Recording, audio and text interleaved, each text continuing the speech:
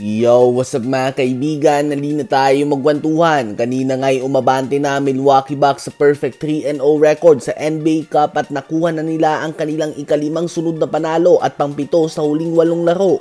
Dahilan kung bakit sila ay panglima na ngayon sa Eastern Conference sa record ng 9 wins and 9 losses. Sa game kanina ay wala nga si Giannis at sinalo naman ni Damian Lillard ang scoring and playmaking with 37 points and 12 assists on 8 of 13 shooting sa 3-point line.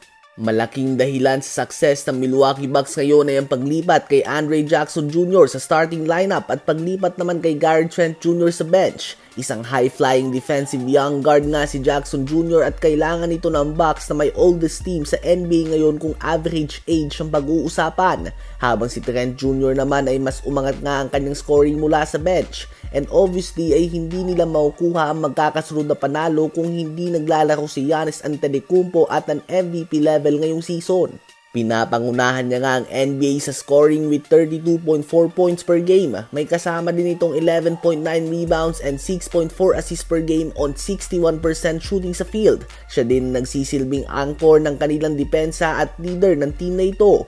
Ngayon nga ay nag-iinit na ang Bucks at nagpapakita na ulit sila ng potensyal tulad ng inaasahan natin sa kanila.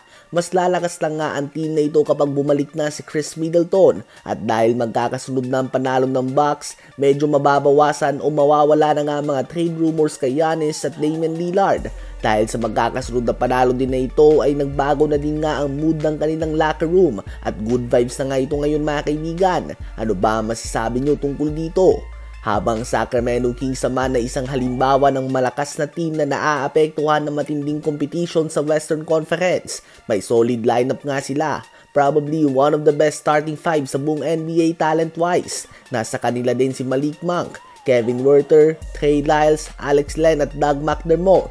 May solid 10-man rotation nga sila mga kaibigan, ganun pa man ay may record lamang sila ngayon na 8 wins and 10 losses. Kung nasa East nga sila ay number 7 pa yan sa standings. Ganun pa man dahil nasa Western Conference sila ay number 12 lamang ito. Isang game lang nga ang pagitan nila ng Portland Trail Blazers na expected na magkakalat ngayong season. At dito na nga pumapasok ang lalim ng West. Halimbawa, ang Cleveland Cavaliers o Boston Celtics, makakaharap lamang nila ang Warriors, Suns, Lakers, Clippers, Mavs, OKC, Rockets, Nuggets at iba pang mga bigating team sa West ng 2 beses sa isang season, habang Kings naman ay makakaharap ito ng 4 o 3 beses. At natural lang nga sa isang team na tulad ng Sacramento Kings na nadagdagan ng isang star-level player DeMar DeRozan ang hindi magandang simula dahil sa chemistry issues at usually ay nakakabawi ang mga team na ganito sa second half ng season.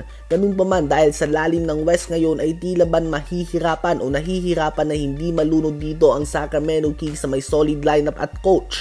Wala ngang off days or off games sa West at talagang matinding hamon ng bawat game. Sa palagay nyo ba ay makakapasok sa playoffs ang Sacramento Kings?